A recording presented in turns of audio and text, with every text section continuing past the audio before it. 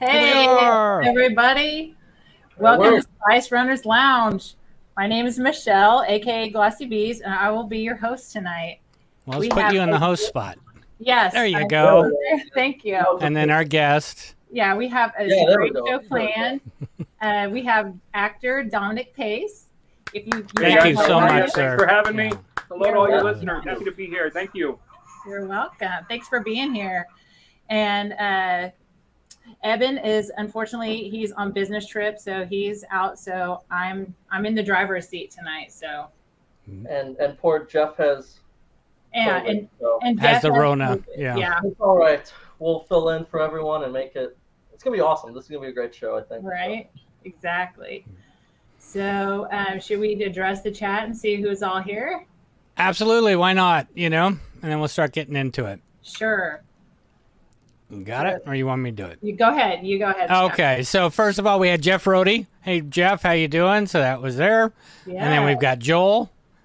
Thank you, Joel. Hey, yes, Joel. It was a great birthday. Duffman's Dioramas. Nice. McFly. How you doing, sir? And I got to scroll down. There we go. We got Benjamin. How you doing? Benjamin's been on the show several times. J2SO is in 2 spots. What's up, guys? So, because he's freaky like that. Jose. We got Elijah. Winner, chicken dinner. Right? That guy is so lucky. Yeah. Sean Stone will be There's on your a little buddy. bit later. We've got Jason. We've got Dennis. How you doing, sir? And who else is in here? Sean Miller. Dude, great artwork, sir. Right? And then Sean Solo, I'm seeing down here. Cool. Our buddy here. See this one? And if you guys love the show, don't forget to like and subscribe. Definitely, and we gotta be on our best behavior now because he's watching. Dad's always watching. Right? and I got the keys. All right. So definitely, we are more than happy to have you on here, Dominic. Thank you again so much for just coming and hanging out with us. Right. And you guys missed a ton in the beginning, so hopefully we're going to get him to say it again because everything that Dominic has done and his whole career and everything else so far has been absolutely amazing. And thank you so much. Thank you for sharing it with you us. guys. And I was worried, with all the new content coming out, if there was still going to be some weight with the character, and the fan base is not disappointed. I've been so grateful to them, and we're going to stick around as long as they stick around with me. And I'm very grateful for all the opportunities there, and especially the touring opportunities as well. Awesome. Well, we'll definitely get more into that. So right now we got to figure out what is our word of the night. I think we decided that it was going to be tiki tonight. So anytime that tiki is said, you guys know what to do. Take a drink. So I'll get it started. That's down it. There you go, crap. All righty. All right. Okay. Does anybody have any collecting news this week that they would like to talk about? I have some. I got this, which I think you guys are getting also. Oh, yes. From the man, Eben. Yes. So some self-promotion there. And very cool. It's really nice quality, right? And it looks awesome. And then I got this in the mail the other day from Jeff, who can't be here because he's sick. But oh, you got it. You got the Django. Nice. So nice. I'm still working on paying off the hot toys, so I have a little display of some stuff. But Jeff was clearing some stuff out of his collection and sent this my way. And this thing's awesome. I mean, the detail inside and everything is. Oh wow, that is really cool. Yeah, really cool. It's small like a tiki.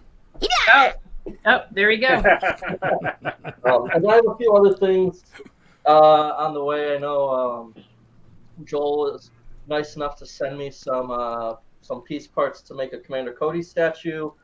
Nicholas Rogue Empire is sending me a print that is in the mail. It should be here hopefully tomorrow. That I'm going to try and fix up. They actually got me that print back there. It's of Rex, Cody, Echo, and Fives. It's a photo of them from season Bad Batch 7. Yeah, or Bad Batch. And they're all hanging out. It's a photo they have of each other, and Rex brings it up, and they did a print of it, and he was nice enough to get me that. So very cool. Very cool. What about you, Scotty? I got a T-shirt for my birthday and some other things. My wife was restoring my original 1979 vintage Millennium Falcon. I thought she was doing it for herself, and come to find out, she's like, "No, I did this for you." And it was like, holy crap!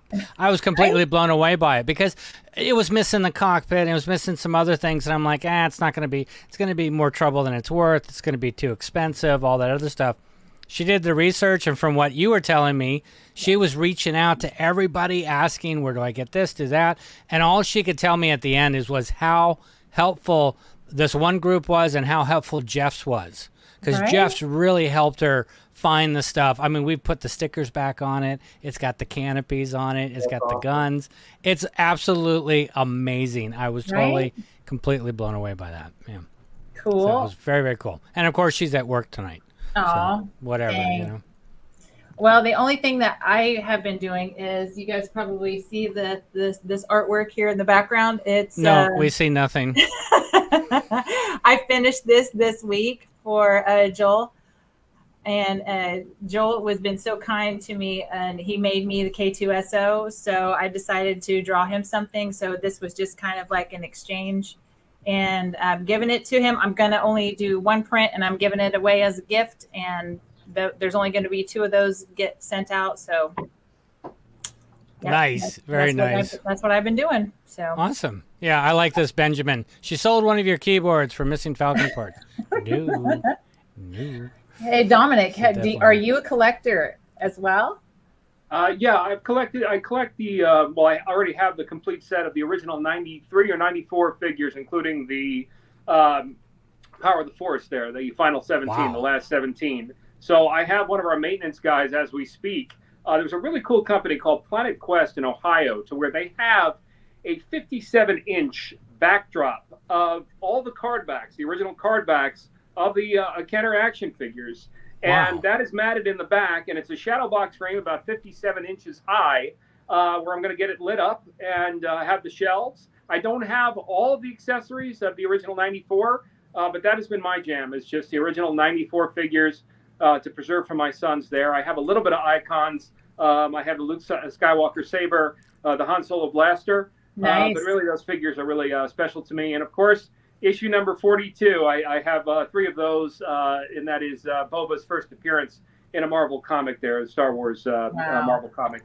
Very cool. That is really, really cool. That's amazing, dude. The one thing that I know that we want to ask you is your Star Wars story. So tell us, when you very first, when your very first, encounter with Star Wars, and your very, what's your favorite Star Wars? Your first Star Wars moment, I think is what she's asking. Yeah, there you go.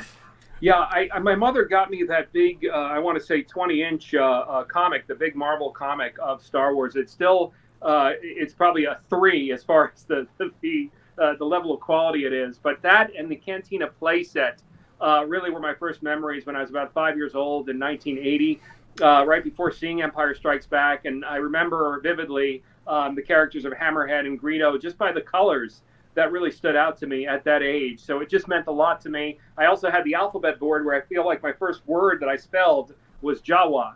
So those are my first official memories. So you can imagine walking on the set the first time in Mandalorian and walking inside a cantina, how special that felt because of those priceless memories that I had. And of course, the best memory ever where it was Empire Strikes, literally being bigger than life on screen for a 6-year-old. In Yonkers, New York, I will never forget it, with a packed theater. To the detail of what George Lucas put to that film really takes it to another level inside the mind of a child. And I was so happy I was able to experience that both with Empire and Return of the Jedi when I was 6 and 8 or 9 years old there. Well, it was different back then. Theaters, we didn't have, at that time, I don't think we had VCRs yet. So the theater was the only option. Yeah, it was the only option.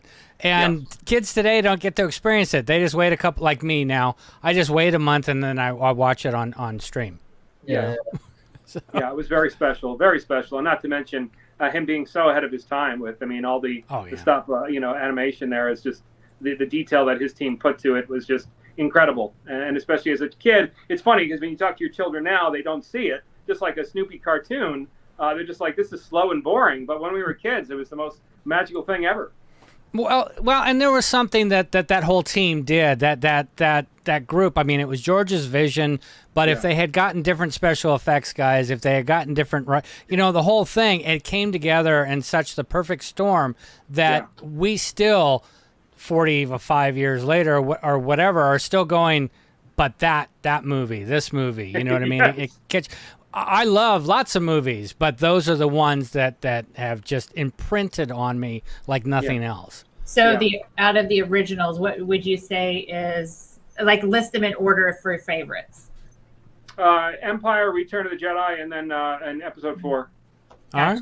Agreed. Very cool. Good work. Yeah. We respect Empire, There's no better movie than Empire. Like, as movies and ever, Empire, I think, is the greatest movie of all time. So I mean, mythology is the center point of that, which, I mean, again, streams into so many other things. It's the parallels of Star Wars, which really also bring out the power of the, even what we saw the other night with Kenobi, it just brings out so many beautiful messages there that I think sci-fi in and of itself is not as entertaining if it wasn't for that backstory.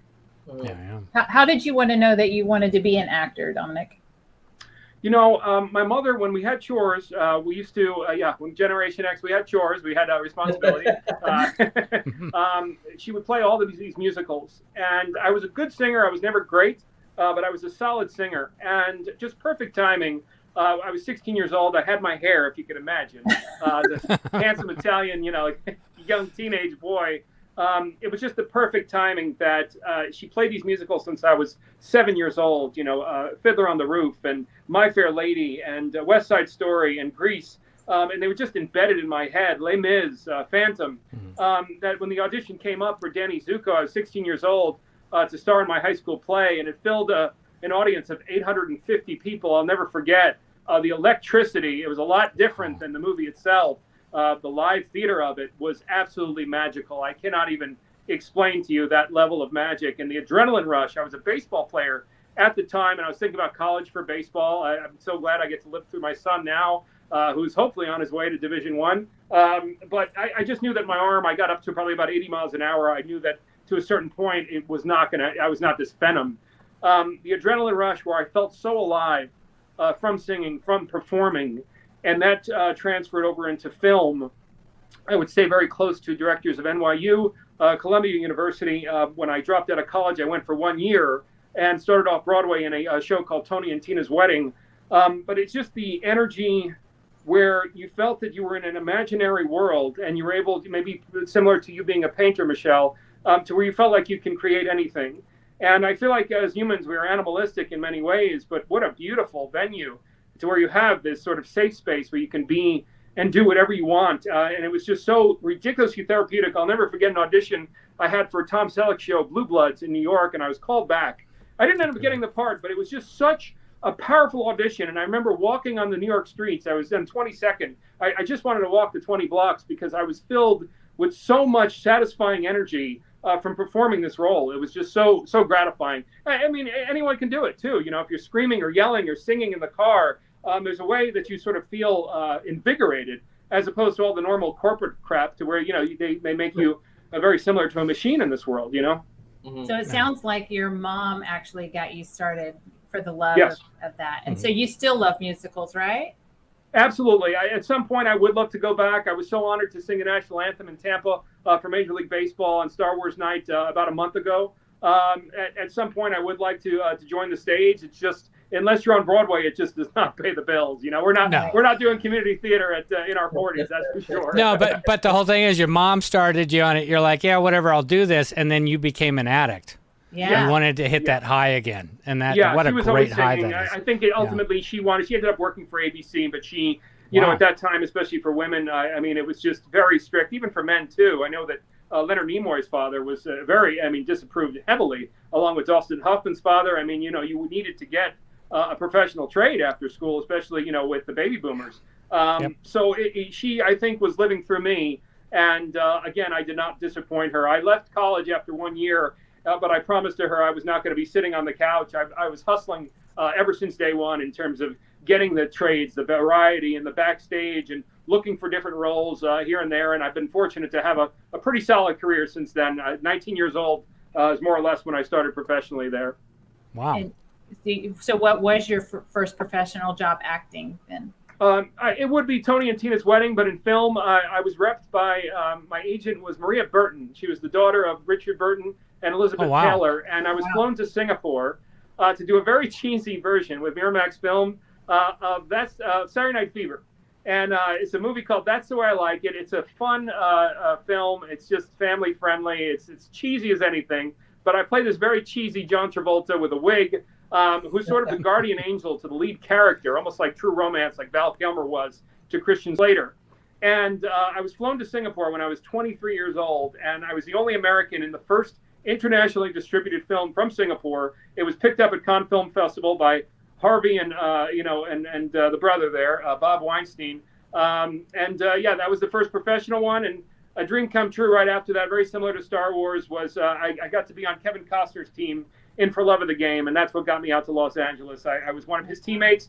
They threw me a line on the plane. Sam Raimi, who ended up going on to direct, obviously, Spider-Man and so many amazing projects. But he threw me a line, and I had 5 days at Universal Studios, and I was here to stay. I caught the bug, and it was tough. About 3 years of studying hard. I did an independent film back in New York that derived from a short film at NYU. I ended up winning Best Actor at the Palm Beach International Film Festival 2004. And 2003 just started with all those cop dramas, 3 lines, 4 lines, 5 lines. And 91 television credits later, here I am. Wow. Nice. That is so incredible. Wow, that's great. Thank you. Do you have any advice for anybody that wants to get into acting? But before, I used to. This is just and really we can't sad forget right now what's going on in our country because of the Yeah. economy and inflation. Back in the day, I did a film with Billy Bob Thornton. He got to sleep on a boat, but at least you have an opportunity to where you can get by with an odd job and still make your auditions. Now, I don't know how you could possibly do it if you're not established already in a major city like New York or Los Angeles due to the cost of living. I wish I had advice. Actorsaccess.com would be your first place where you would put your pictures up, and then you could submit, perhaps in a small town that's more affordable, and then fly out for that project. But my heart goes out to all these kids because we used to be able to make a good living off of waiting tables. You'd go to a restaurant at night, get your audition in the day, and whether you got rejected or accepted, you were able to at least put bread on the table. I cannot even imagine. And even 10 years ago, I'd say, hey, you can shift it in with Uber and also at the same time extra work and be able to make a living balancing your employment. But now it's just we're really in a very scary situation, and we're all in the same boat there. So my heart goes out to the second generation. All we can do for our children is to try to help them the best we can. Absolutely. But the other thing too is back when you were trying to get in, or because we're old, things were a little bit different. But now there are some things that you can try to do. How many people have been discovered from YouTube or other things like that? So it's like don't totally give up on it. Do everything that you possibly can. Dominic's 100% right with where things are right now. It's a shame, but you can still. If you have a love for it and you have a passion for it, do everything you can. And you can at least put stuff together on YouTube or independent films. I mean, there's a lot of people that are doing stuff like that. So just don't do it with the booty, ladies. I mean, I just so turned off by all that. It's just ridiculous. It's you go for your talent and you have something that's you can offer, but not showing your TNA every 2 seconds there. But absolutely, yes. I tried. It just didn't work. Yeah. Me too. I'm just bitter. I just bitter, so I don't want anybody else to try. Nice. Let's see. Tiki. Yeah, we got to talk about your tiki. How did you tell us how you decided to get into the tiki? Oh boy. Well, there was no decision from me. It was all permission from Lucasfilm, which was a 2.5-year journey. Just to take a step back for the listeners who aren't familiar with my journey, I have been a blue-collar actor for this period for 25 years. I will take second team work anytime it comes along. I don't sit back and just wait for my agent to land me a nice guest star, which I'll get maybe 3 or 4 of them throughout the year. I'm very content with that. I have a few good ones coming up. But I don't sit around and just wait for my agent to get me a recurring role on a show. I get out there and I hustle. I had the privilege of working with Prosthetics with Brian Sipe previously on Frankenstein. I doubled Frankenstein and stood in for him on a movie called Van Helsing with Hugh Jackman back in 2002. I also worked on Bright with Will Smith. I was one of the orcs. And at the same time, I had prosthetic experience on Agents of S.H.I.E.L.D. 2 times where they did work on me that took about 90 minutes.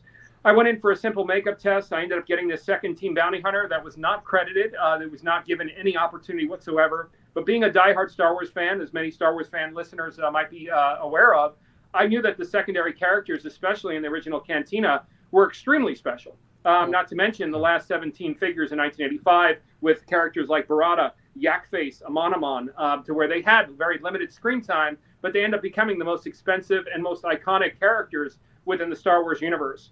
The initial plan was just to tour before the pandemic. I was going to flank some of my friends, Misty Rosas and Chris Bartlett, who had lead roles on season 1. I had an agent at the time that was going to rep me, and I was going to appear, believe it or not, probably about 25 different Comic-Cons all throughout the country. I was very passionate about showing this character. Well, the pandemic hit, and obviously a lot of small businesses were in trouble. I knew that I was not going to get a second chance at promoting this character, and being bored out of my mind, I have Joe Exotic to thank, because I'm sitting on my lazy boy, and I'm watching Joe Exotic and how ridiculous this show is. Right. And I said, there is no way I'm going to be quarantined for another 6 months watching this Netflix crap or any other crap that they're throwing at us these days. I was going to get out there and hustle. And I was going to try to help small business instead of what a lot of actors do, to where we have what's called a guarantee. In order to show up, you pay me $1,000, $2,000, what have you for your event. I said, I don't want any of that. If you can put me up in a hotel, I appreciate it. And in exchange, I would like to give you 15%. When the stores would waive it, more often than not, I would give the 10 or 15% to the 501st Legion, to the charitable organizations, and really just try to nurture the community the best I can out of the goodness of my heart, but also at the same time to want to get this character some sea legs there and really get up there in lore with the fan base. I hustled as hard as I could. This was all ultimately for Lucasfilm, to show them the power of this character, how unique he looked. I pitched to Hasbro, to Marvel, to Geeky Tikis, who now is a major company, to Funko Pop. And believe it or not, we got said Tiki. Oh, we got the magic word. Here we go. But just miraculously, as you guys know, Disney and Lucasfilm can be extremely strict. I would like to believe the campaign that I went out on was something that was admirable for them, representing the brand with a tremendous amount of pride, and also at the same time wanting to be a part of this community, wanting to be a part of the show. This to me was such a gratifying reward, knowing that I traveled over 50,000 miles, I kid you not, 3 times around the country. I flew also to Alaska, Hawaii, and England to promote this character, all on my own dime. So that mug really, truly means a lot to me, and hopefully it'll be an amazing thing for so many different Star Wars collectors there. That's awesome. Hold on. Let me show Michelle. Mm-hmm. There you go. Yeah. And I have it too. And let's see. Yours is signed though, right? Yes, it's signed by actually both of them. So Dominic signed down here by his character. You can see his you can see his character right here. Yeah. And then Daniel Logan signed up there too. Nice. That's such a cool design on that. Yeah. That's how I came in contact with him from getting a tiki. Yeah. Tiki, which There you again go. that was over here. I put that in. Bounty boxes, you can find it here. The Gekko Tiki, Daniel Logan, and Dominic Pace. Tiki box signed by Dominic Pace. Available to ship international and domestic, $60 plus shipping, and you get, I guess, this setup, right? Yes. Yeah, it's one mug.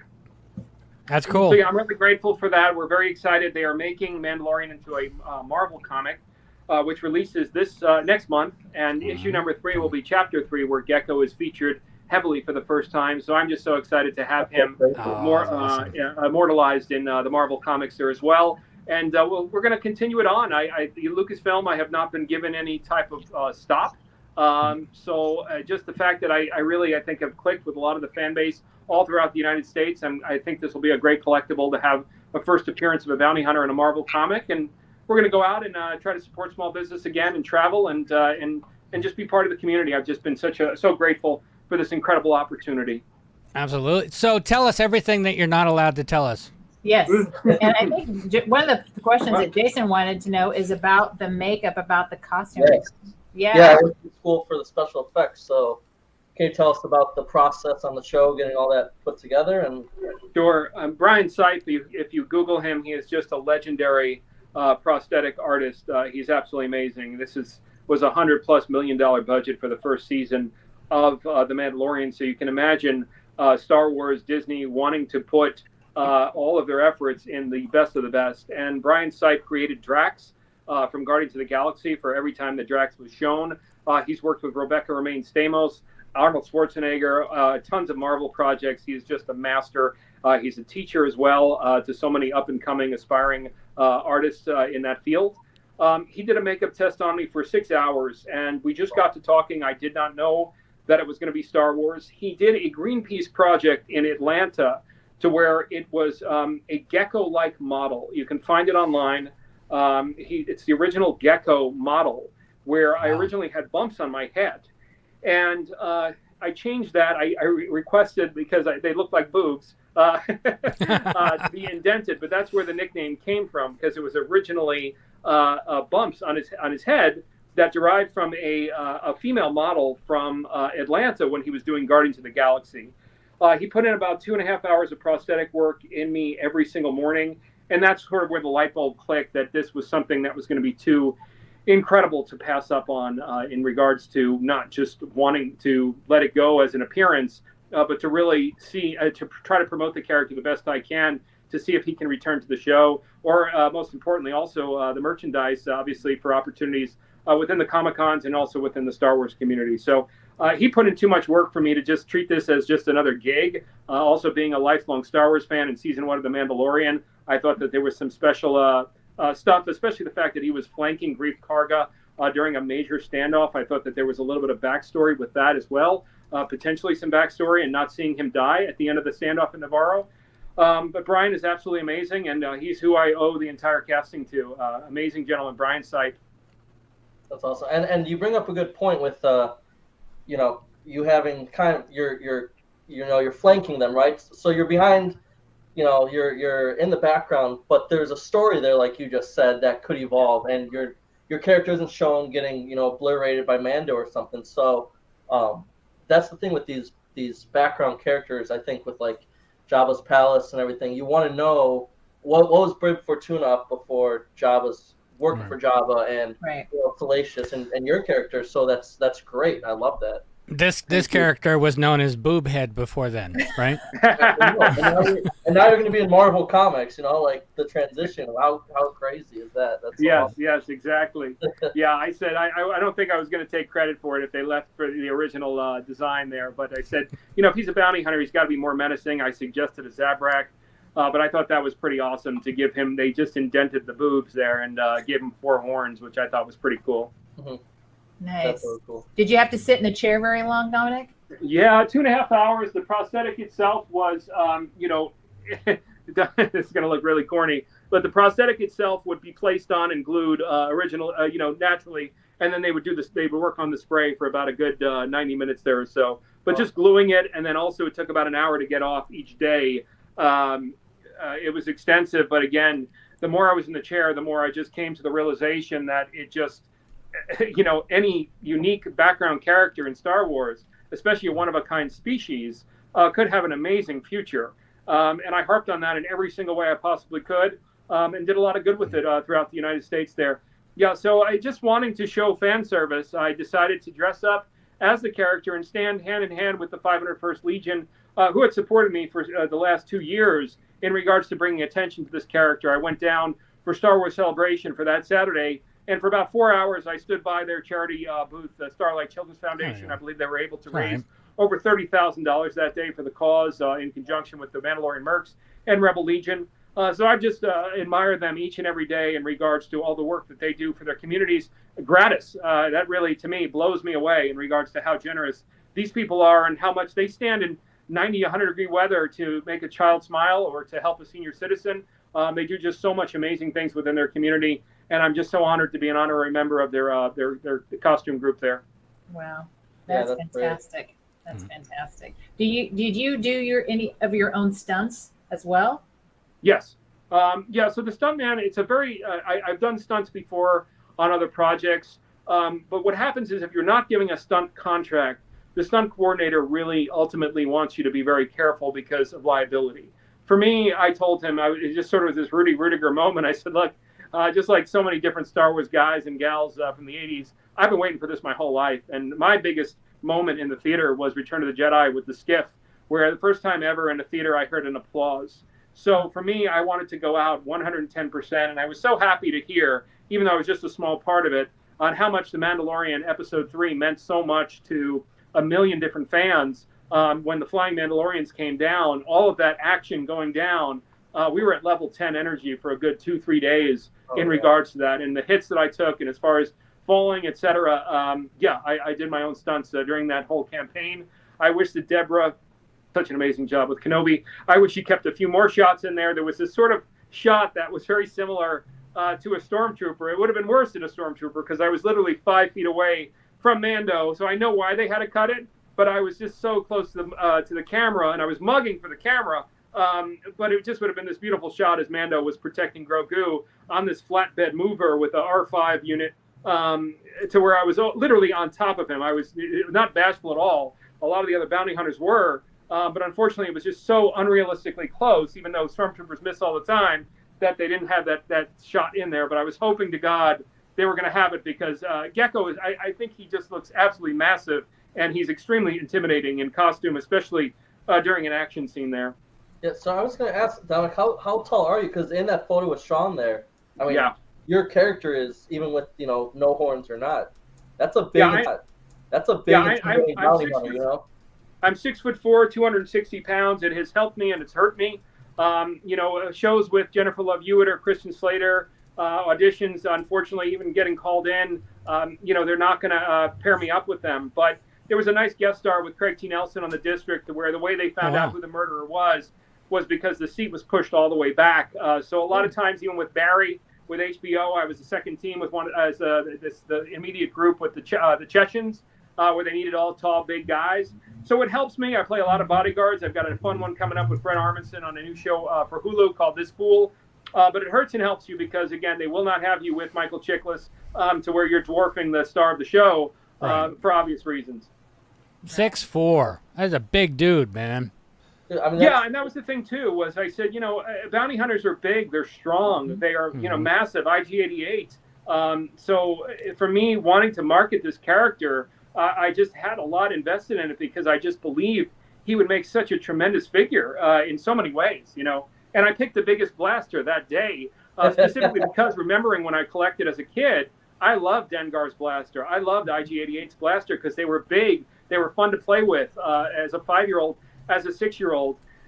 So I there was even on day one to where they forgot the face mask, but all those layers of a character, of a secondary background character, alien character, and creature character in Star Wars, I feel like makes it more special as opposed to me wanting to get more face time.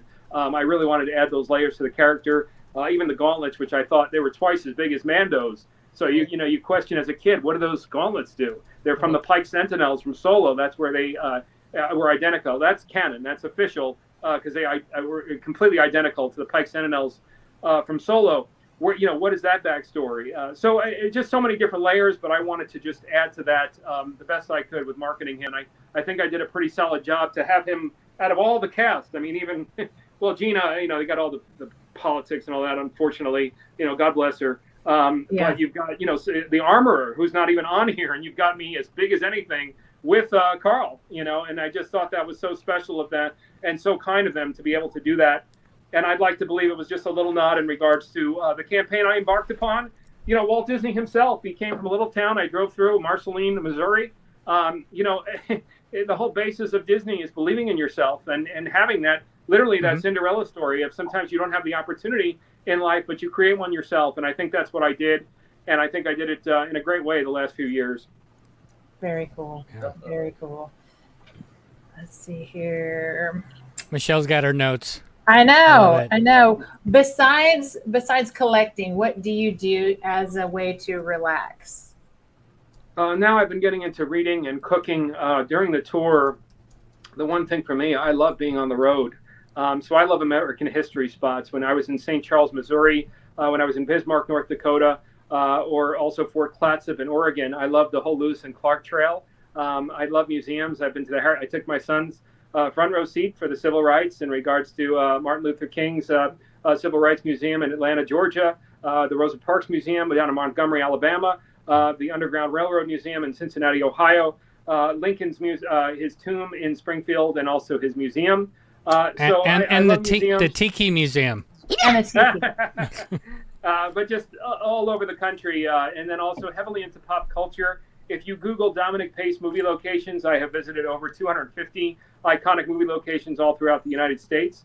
I love that. Tulsa, Oklahoma, one of my favorites is The Outsiders. You've got a lot of John Hughes in Chicago. You've got a lot of Godfather in Staten Island.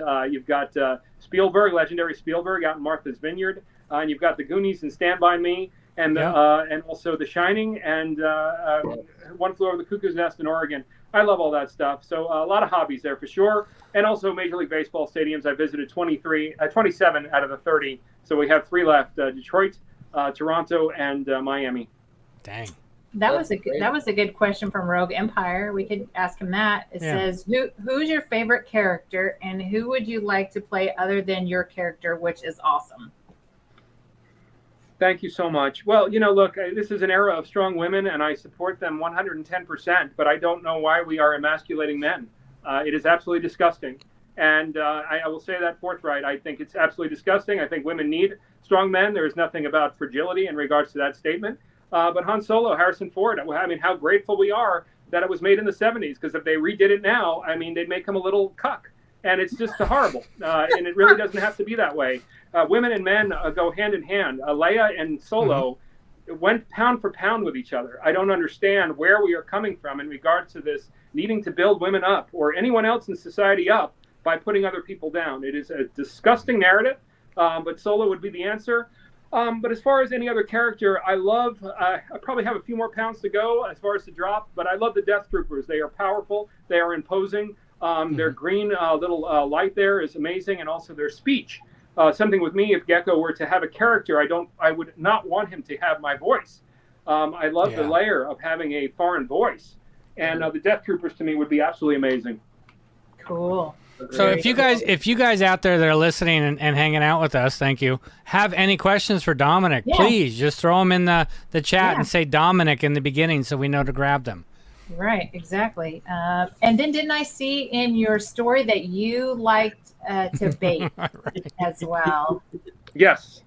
Yeah, I do. I had just such vivid memories of being with my grandparents. They were in Yonkers, New York. My grandfather was a World War II veteran. He was a member of the 4th Infantry, and so grateful for his service. Just such a legend and a father figure. But just these precious memories of being down in their basement with old Sinatra and Dean Martin records, and also at the same time the aroma in the kitchen, specifically this chicken and mushrooms dish that was just beyond belief. It was a baked chicken and mushrooms with a melted mozzarella that just crisped just perfectly on top.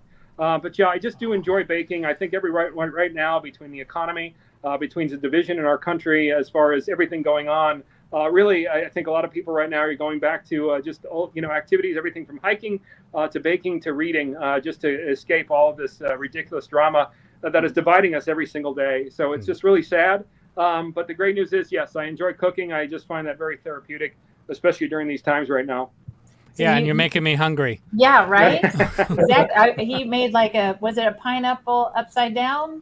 I did, yeah. It was a pineapple upside down cake. I remember, my mother and my grandparents always having those old Reader's Digest or Betty Crocker magazines. And, for me, it's just that the older we get, the more we miss that amazing generation, just the nostalgia of that generation. I remember even there's an old 1920s restaurant in Hollywood called Musso and Frank's. And I never tried a mint julep before. I never will again. But it's, I love that era in terms of just how classy they were in so many ways, and especially their music, of course, as well. We got a question from Raging Mando, Frankie. How you doing, Frankie? Dominic, what was your biggest fanboy moment on the set? They're in front of me, and I'm so happy again to hear that some of the costume groups are now having the opportunity to live out their fantasy as far as being on set. There was a table of blasters, and they hired 25 bounty hunters for episode 1. And I got to choose my own blaster. And again, for any child listening from the 80s, I mean, how special is that to be able to choose your own blaster? I picked the biggest one. It's behind me right now. It's That's what she said. That's what she said. Specifically, for the idea of not only the Star Wars lore, but also all the figures that I enjoyed as far as the detail of them. But I picked the biggest one. But getting to pick my own blaster, and then also on day one, if I can have two, it was just very special. I met him previously at a charity event for Target. It was called The Time for Heroes back in 2004. But just with his arms folded, as I'm walking on, and I've got three people on me dealing with my makeup and my mask. George Lucas is right there with Kathleen Kennedy and Jon Favreau talking about what I was not familiar with, the history of Mandalorians. And it just was so special for me to walk onto a Cantina set, even though I've been on many sets, and to see that. Again, you don't talk to them, you don't bother them, but it was just very special to be in that energy for that day. It just really meant the world to be there with the maestro himself. That's so cool. We got another one. Dominic, do you obtain autographs from other talent? Yes, actually, before I went on my own tour, I'm a huge fan of the 80s. So when I was doing some of the Comic-Cons before the pandemic, David Naughton from American Werewolf in London, or William Catt from A Greatest American Hero, or the Police Academy cast, or cast members from the Airplane or Dukes of Hazzard. I love those 80s shows because, again, it was just a vivid, beautiful memories that I had with my grandparents, or also after school with my sister. Alison Arngrim, who's a dear friend, she played Nellie from Little House on the Prairie. That era to me just really is just so magical because, again, it was just television and film were so innocent during that era. We were so fortunate to grow up in the 80s there. Right. But Nellie was mean, right? She was mean. She was. She was. Yeah, she was mean. See. Yeah. So whatever. Yeah. Yeah. And we got another one here from Jeff Rohde. Thank you, Jeff. Dominic, you had mentioned with your height being an issue next to main characters who are shorter. Yeah, who are shorter. Do you feel that there's many roles that your height actually helped? I was curious on myself because he's 6'3". Yeah, it's hurt a lot more. You have Winona Ryder, Christian Slater, Tom Cruise. I did a lineup with Michael Mann to be one of the skinheads to get shot in an alleyway by him during Collaterals, a movie that he did with Jamie Foxx. And Tom is very, very short. So unfortunately, it hurts. But at the same time, again, for specific things like Barry on HBO, to spend 2 months with Hugh Jackman, which was just a dream come true, doubling and standing in for Frankenstein, and to be in that element with the classic Universal monster movie was just priceless. Before Will Smith had the breakdown, it was very inspirational to be around him in Bright, where all the orcs were very tall.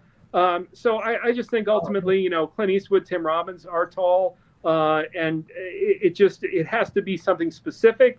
The one good thing is with a lot of second teamwork to where maybe you're not speaking, it's come in handy because they'll never just have me as just an ordinary person in the background. They'll have me with something that's featured. So when I'm not given a principal role, I love it because they will only hire me. As a matter of fact, I'm going to be working with the guys from Super Troopers next week. I'm so excited. Farva and all those guys from Beer Fest on their show Tacoma FD.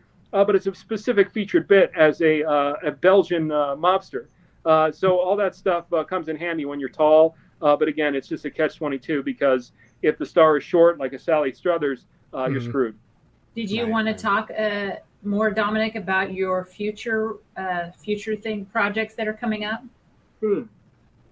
Thank you so much. Yeah. After you get a drink out of your tiki. Tiki. It's so funny. I'm such a lightweight because I have the boys. I don't drink that much. So I'm like, my head's already like. There's another. I thought it was another nice sign from Disney. Again, I don't know. It's just all mixed signals because again, I've gone completely rogue in this campaign. But I have a decent supporting role in a new show called Chank and Dunk, and that will be for Disney Plus coming out this December. So really excited about that. I've compared this journey right now to the old man in Up.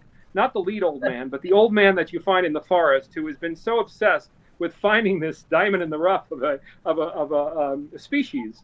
And for me, I have sort of sidetracked on my career the past 3 years because being such a diehard Star Wars fan and believing in this character so much, I have gone on this mad hunt to create the lore of this character. But my agents and manager are very excited for me to get back to normal sometime around the fall so we can get back to auditioning on a regular basis. Because again, even at my level, if you book 1 out of 10 auditions, and you have to be present in order to get these auditions, you got to put the homework in order to beat out the other guys.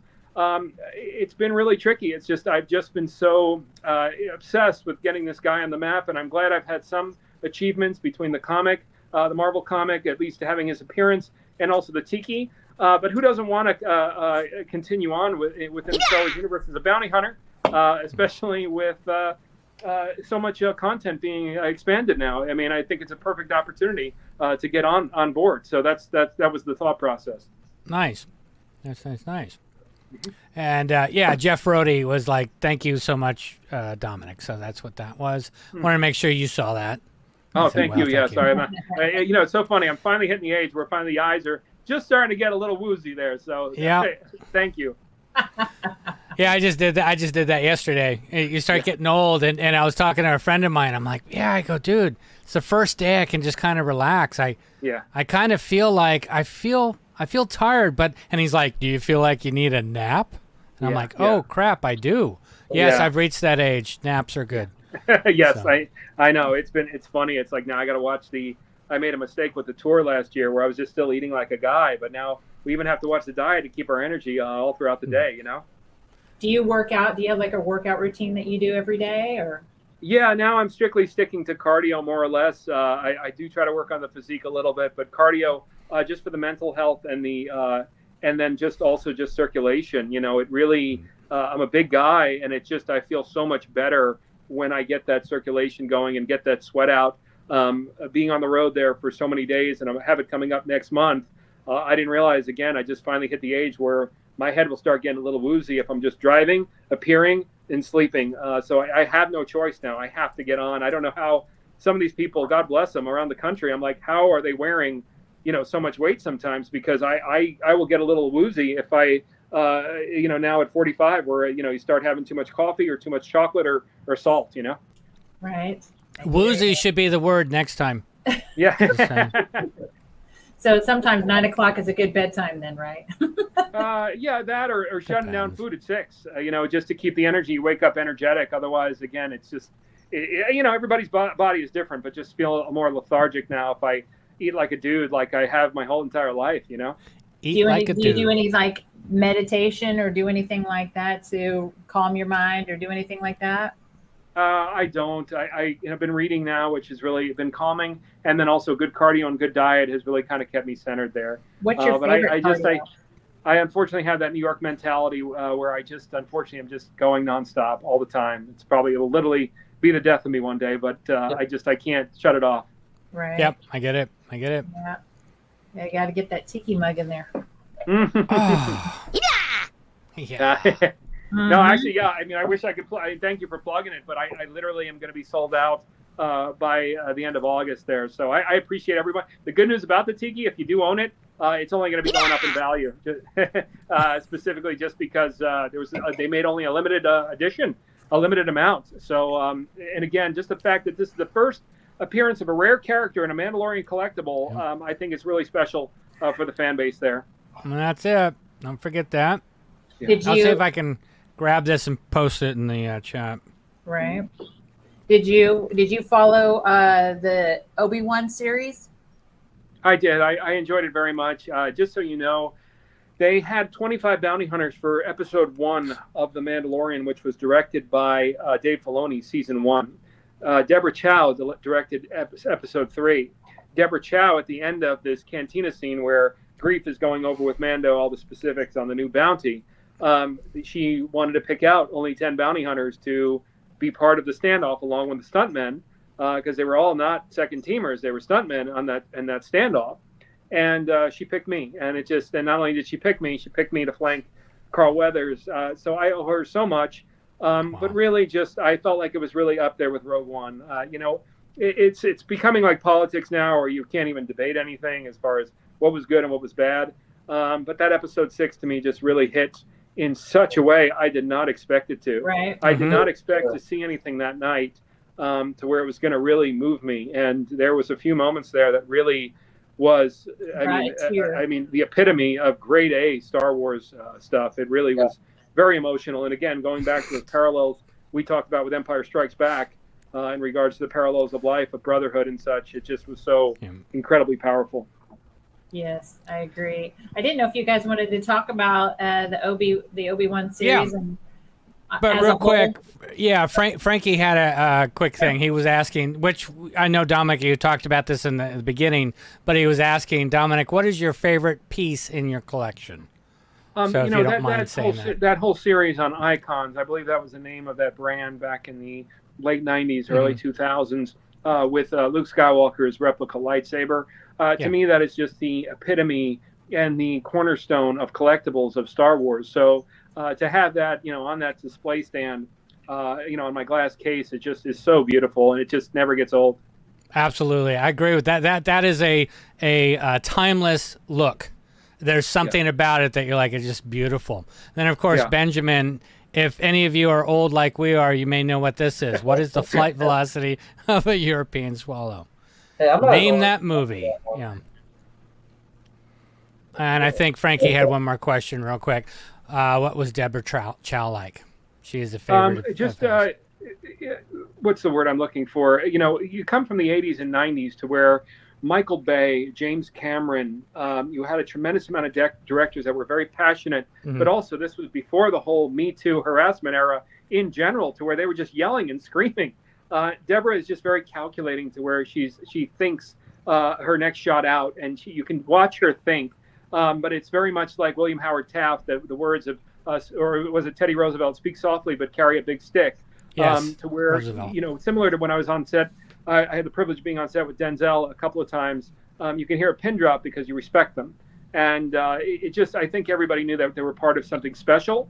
But you can see more of just a thought process with her, as opposed to some of the other directors who might get very passionate with their expressions, with their emotions, just a lot more thoughtful, but very gentle as well. And you can really feel that very peaceful sort of energy. And not to mention, the first time I ever saw, Respect for Women, first AD and a second AD, assistant directors were both female as well. So they also were running the show. And they did a fantastic job. It was just extremely professional to have that experience, where before I would be with things that would, when you have $100+ million budget, there's a lot of screaming going on for obvious reasons.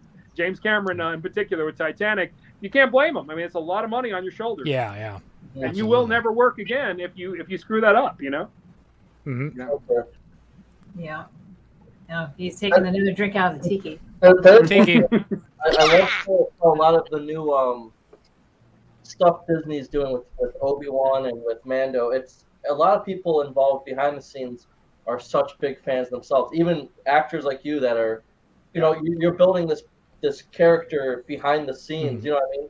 And that, I think, gives so much more depth, which I think we all want in the shows. And I really love that they're doing that. It's not just giving someone who can direct; it's someone who wants to direct or wants to act in the shows. It's very important, as we see. I mean, again, I don't want to mention any specific episodes and such, but you see when it doesn't work, and in my opinion, you see when it works. To answer your question, was I able to keep anything? It really is like Willy Wonka and the Chocolate Factory. You will not work again. Even working with On For Love of the Game with Kevin Costner, I wanted to keep my jersey so badly, being a diehard baseball fan, and obviously such a fan of Costner. He's such a legend. You're not allowed to keep anything. It's just, I had the tracking fob right in my hand, but the great news is the fans are so diehard. Right behind me in this glass case are replicas that you would not believe, in terms of everything from fan art, from Legos to Black Series to my blaster to gauntlets. They just recreated everything, as well as my prosthetic. It's so I didn't have to, but unfortunately, unless you're one of the A team, I know my dear friend Chris Bartlett was able to keep some of his robot stuff for Q9 and Zero or whatever. I forget what the name is. But you really can't, unfortunately. You have to give it all back. Yeah. Dang. Even Daniel Logan, he doesn't have, it's a floating museum, his costume from Boba there. Right. I heard he took Tamora Morrison home and wasn't allowed to. I was going to say, I don't know if he's in the chat, but if you can get a hold of Joel Hazy, he can make probably a 6 scale of your character, which would be awesome to see. Absolutely, right? Yeah, absolutely. Custom guru, so that'd be awesome.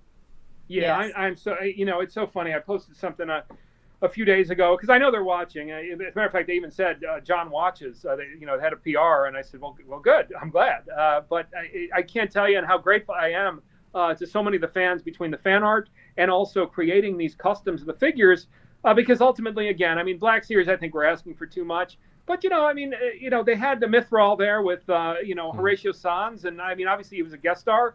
But again, that Navarro Cantina playset, what do the fans love? You love to have just that extra person or, that extra figure to layer out your diorama. And again, not to be cocky, but there was no more of a distinguished looking bounty hunter than I think myself or background character in season 1 there. So fingers crossed, how they always do the golden 10-year anniversary, the golden 5-year anniversary. So I hope that maybe something comes around for that. Yeah, I'm sure it will. So Joel's here. Yeah. So Joel Hazy Customs, right? Hazy. Yeah. Makes making the figure, I'm sure. So. Yep. Yeah. Nice. Exactly. Very cool. Well, thank you so much. The other cool thing I was going to say real quick is I'm a big fan of Clone Wars and the animated series, and for background characters like you were talking about, the other bounty hunters, Bosk has a big presence in a lot of Clone Wars with Daniel Logan.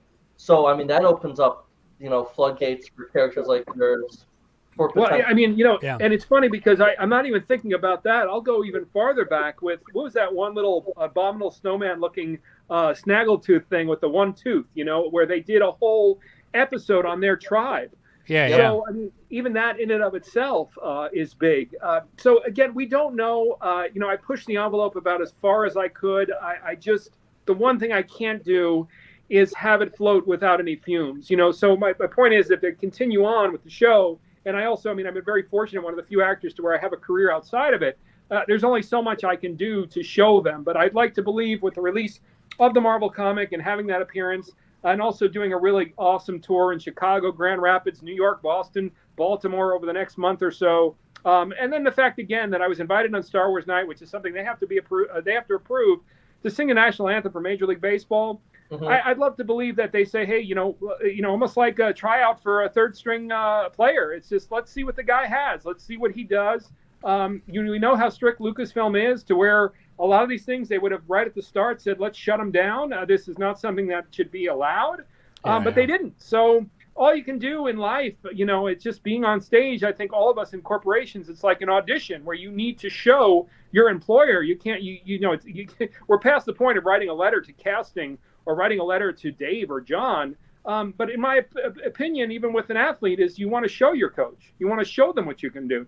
Jeffrey Tambor had this great advice for an audition in regards to, I don't want to tell you how I'm going to do it. I want to just show you. You may not like what I'm going to do, but I'm going to show you, if I were given the opportunity, how I would play this out. And that's what I've been doing. They've given me the stage for 2.5 years. So fingers crossed on that. I agree with the anime and also the animation, also video games. A beautiful, awesome variant to where, very much like Friday the 13th, my shape is like Kane Hodder, to where you have a tremendous amount of power, but maybe less agility. But you have an awesome blaster and you have an awesome set of gauntlets that people may want to play with, other than playing with Boba or Bosk or Ahsoka or what have you. Exactly. Yep. Have you ever done any kind of producing or anything like that on the set, besides just the acting? I wrote, before we became cancel culture, I wrote I would be canceled in 2 seconds. It was just fun, like Mel Brooks, Seth MacFarlane-like comedy. But waiting tables for 8 years, I created a superhero waiter and a superhero busboy who extorts money from cheap tippers. And all of their weapons were pepper mills and serving trays and corkscrew openers. And we had a dispatcher similar to Alfred from Batman. And basically, where they would get the call in, a waiter would call in the Alfred, and they got screwed on a tip. And basically, they would send out the server to extort the tip from them. It was a brilliant thing. That's but awesome. It could never be made because I played on fun stereotypes. But again, everything is not cancel culture in the 80s. We loved each other, Italians, Irish, and Jewish. We're brothers and sisters, so I don't want to hear it. I'm tired of it. Well, how many times did you hear jokes that started like that? Ada, walk into a bar. Yeah. We were Don Rickles. Come on. It was Don Rickles comedy, but you can't do it anymore. Yeah, but I just, my heart goes out to comedic writers, because you can't even write comedy anymore. God bless them. But that was the concept, and it was freaking hilarious. And if you use the wrong name, you go to jail. Right. So Exactly. yeah, that's where we are. Like I think every line from Blazing Saddles. You know what I Oh. mean? I think Great that's movie, brilliant. fantastic movie. Brilliant. I'm reading Mel Brooks's book next. We had an amazing era. It's just unfortunate you can't even get into a conversation anymore about it. Right. Unfortunately, that is just sad anymore. Yeah. Nobody can just take things and just let them roll. We just got No more. no. Yeah. Gosh. But So- yes, I did, and when I was passionate about writing, it's about writing the truth. You know, it's why Tarantino. I feel like he's retiring because you can't write the truth anymore because God forbid we have now turned into to another country where everything has to be censored. You know. Well, the whole thing is everybody has their opinion. Everybody's entitled to have their opinion. Everybody should be able to speak their opinion. Yeah. If you don't like their opinion, that's fine. Move on, go somewhere else, do something else. But to shut it down or to censor it because it doesn't go along with the way that you think, that's where it crosses the line. Yeah, it's I just read yesterday they're revamping Christmas Story, and I'm like, okay, probably the father's not going to be dominant. You're going to probably have to apologize for all the jokes you made and such, and it's getting ridiculous. It's just it's insane, and what they don't realize is that it's more togetherness through riffing on each other than all of this now to where we can't even touch each other with a 10-foot pole. God forbid you offend somebody. I remember heading to set. I was working on Veep with the legend there with Dreyfus, and I asked this woman, "What time's her call time?" And she said, "Excuse me." I said, "Well, what's the problem?" She goes, "I feel like you're harassing me. You are interrogating me." Because I didn't say, "Hey, how are you? How's your name?" It's getting crazy, but I'm just glad we're getting older.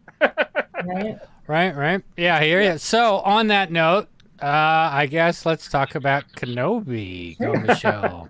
So how, as a series overall, on a scale from 1 to 10, what would you give the whole series, Dominic? I would give it an 8. I had a few issues. I mean, can we talk about some of the Sure. issues? Oh yeah. Dominic, you have an opinion, and we want to hear it. So please, speak. I mean, I was a little, put off slightly, but not to where it was the end of the world in regards to the de-aging. I was a little put off in regards to, Austin Powers had that famous line, Dr. Evil, where, I'm going to give you an easily escapable way to, easy way to escape from my plan. Vader to me was a little more ruthless. And I thought if it wasn't for the PC, that Reva would have had her neck crushed about a million different ways. Other than that, extremely powerful in so many ways. I would have liked to see 3 episodes of Leia, 3 episodes of Luke. But really, we really can't complain. I thought it was a lot of beautiful Star Wars throughout the series there, without question. Yeah, I thought the same way. I think I didn't like I think it's you say Reva. I don't know how you guys say her name. Her acting kind of didn't do it for me. A lot of it. I think the last episode was probably the best episode for her as far as acting wise, but I didn't feel like she was as menacing as she could have been. Yeah. I feel like. I did love all the stuff with Leia. I love the relationship between Leia and Obi-Wan, that type of thing. I mean, but I'm getting into nitpicky stuff. Nitpicking, yeah, same thing. Yeah. I mean, really, episode 6 really moved me very much. And really, the first thing that went through my mind, again, not to hurt anybody, again, just like politics, let's agree to disagree. But just, man, I wish that the right people had that sequel trilogy, because between Rogue One and also the end of episode 6, you can see the level of where Star Wars can be. And you just wish that every episode, every Star Wars piece was at that level. That's all. And that's just my opinion. Again, it's okay to disagree. It's just we all need to freaking chill. Twitter, if it wasn't for acting, I would get the frig off that site. Right. I agree. This last episode though, I would probably, I would maybe a 9 out of a 10 for me. I loved all of it. A lot. I mean, there was just a little bit of stuff, but I think Vader's voice was top notch during the whole thing. I don't know what was about him burying him in the dirt per se. But look at you, Jason. This is the best thing of Kenobi. That's why I put it on. Yeah. I mean, that was some powerful stuff, man. I mean, right? I felt when we saw his eyes, I felt like I was really. I can't remember, maybe since Daniel Day-Lewis and There Will Be Blood, where there was like a little bit of like vulnerable fear in me, Right. And it was genuine. It was genuine because of that the dialogue and also the emotions that were going on in that moment. But also, it just what was being said. It was so powerful. Yeah. With Anakin and the Anakin Darth voice. Oh, Yeah. And him, Loved that line. It was beautiful. Yeah. I wasn't your failure. Yes. I killed him. I'm like, whoa! I mean, I just got the chills. Even if I agree, someone had said a few episodes were hit or miss, right? Which it was. I agree. It should have been like half Leia, half Luke, maybe. But everything with Vader and Kenobi, when those two are together, just so natural, and you can tell Hayden and Ewan really have a connection, which made Obi-Wan and Anakin have a connection. It was just that. I mean, that fight scene lived up to it, right? Yeah, and I mean, you have those parallels to where how many people have a friend. I remember I lost a good friend to and again, you can take Vader's journey in so many different ways, but I also attribute it to somebody who went down the wrong path with drugs or alcoholism, or just life being done to. I mean, Vader has become a hero in so many ways to where many of us have been beaten up in our life from one way or another that it makes you jaded. That was just so powerful because it really was the epitome of all of those messages within those few minutes there. Exactly. I loved all the fight scenes as well, too. That was pretty cool. I think somebody didn't really like the music for that epic scene, and they redid it. Yeah, I'm trying to remember who said that, but yeah, I heard that. Oh wow, I got to go back. Yeah, I got to go back too because I think what was her name? Natalie Holt. Is that right? That did the scoring through the thing. I think she did a really, really good job through most of it. I'd have to go back and look at that scene and see if I felt the same way. But like when Tala was dying and that whole scene went down with the episode 5, it all worked so perfect. The emotion, everything, the music. Yeah, I was totally in that. I like the Imperial March when they showed Vader sitting back in his chair. Yes. Like, right. Yeah. He's I mean, everything he did in that show was so cool. It was just, it was just such a tough. And it was a cool nod to Indiana Jones from episode 1. I don't know if you saw that, but there's a part with the same camera angle to where Indiana Jones shows his bullwhip. I forget what episode of Indiana Jones, but Kenobi shows his saber, and I think that was a nod. How Spielberg and Lucas have that going back and forth. I think that was a little bit of a nod to Spielberg there. Mm-hmm. That was a good eye there. Yeah. Oh, that would have been. You have to stop sometimes. Yeah, you have to stop sometimes and go, oh, I know what they did. That. Yeah. Yeah, that would have been such an applause in the theater because that's the first time where you see him reveal it. Right. Yeah. I want to know how he knew where to go. Because if you buried anything out in my front yard, I couldn't even find it. Yeah, you can drive yourself crazy with that, What did you guys think of Qui-Gon appearing at the end? We knew it was coming. I think everybody knew it was coming. It's just a question of when, But to hear what he said, I've been here the whole time. I just basically couldn't show myself. Thank you, chill, Scott. That was awesome. That was so cool. Beautifully done.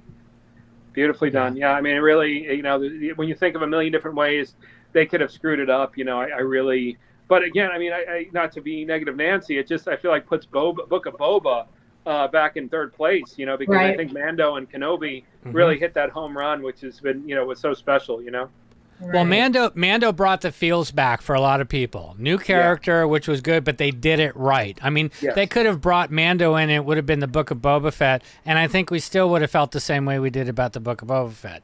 Just didn't quite there. I still enjoyed it, but it wasn't what you wanted it to be.